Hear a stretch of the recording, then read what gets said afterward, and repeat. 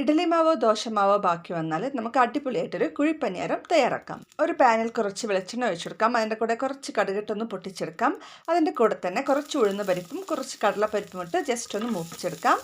അതിനുശേഷം ഒരു സവാള ചെറുതായിട്ട് കട്ട് ചെയ്തതും കൂടെ ഇഞ്ചിയും പച്ചമുളക് കട്ട് ചെയ്തതും കൂടി ചേർത്ത് ഒന്നുകൂടി ഒന്ന് വഴറ്റിയെടുക്കാം. കുറച്ച് മല്ലിയില കട്ട് ചെയ്തതും അതുപോലെ തന്നെ കറിവേപ്പിലയും കൂടി ചേർത്ത് ഒന്നുകൂടി ഒന്ന് വഴറ്റിയെടുക്കാം. ഇതിൻ്റെ കൂടെ കുറച്ച് ജീരകം കൂടി ചേർത്ത് ഒന്ന് മിക്സ് ആക്കിയതിന് ശേഷം സ്റ്റൗ ഓഫ് ചെയ്യാം. ഇഡ്ഡലി മാവിലേക്ക് ആവശ്യമുള്ള ഉപ്പ് ചേർത്ത് നന്നായിട്ടൊന്ന് മിക്സ് ആക്കിയെടുക്കാം. ഇനി നമ്മൾ വഴറ്റി വെച്ച മിക്സൊക്കെ ഇതിലേക്ക് നന്നായിട്ട് ചേർത്ത് നന്നായിട്ടൊന്ന് മിക്സ് ആക്കിയെടുക്കാം. ഇനി നമുക്ക് ഇതുപോലെ കുറച്ച് ഓയിലൊന്ന് ജസ്റ്റ് ഒന്ന് സ്പ്രെഡ് ചെയ്ത് കൊടുക്കാം. ഇതിലേക്ക് ഓരോ തവി മാവ് ഒഴിച്ചു കൊടുക്കാം. എന്നിട്ട് ഇതൊന്ന് അടച്ച് വെച്ചിട്ടൊന്ന് കുക്ക് ചെയ്തെടുക്കാം. മീഡിയം ഫ്ലെയിമിലാക്കി വേണം ഒന്ന് കുക്ക് ചെയ്തെടുക്കാനായിട്ട്.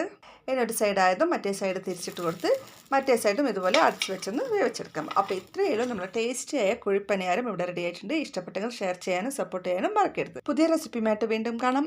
എല്ലാവർക്കും ടാറ്റ ആൻഡ് ടേക്ക് കെയർ.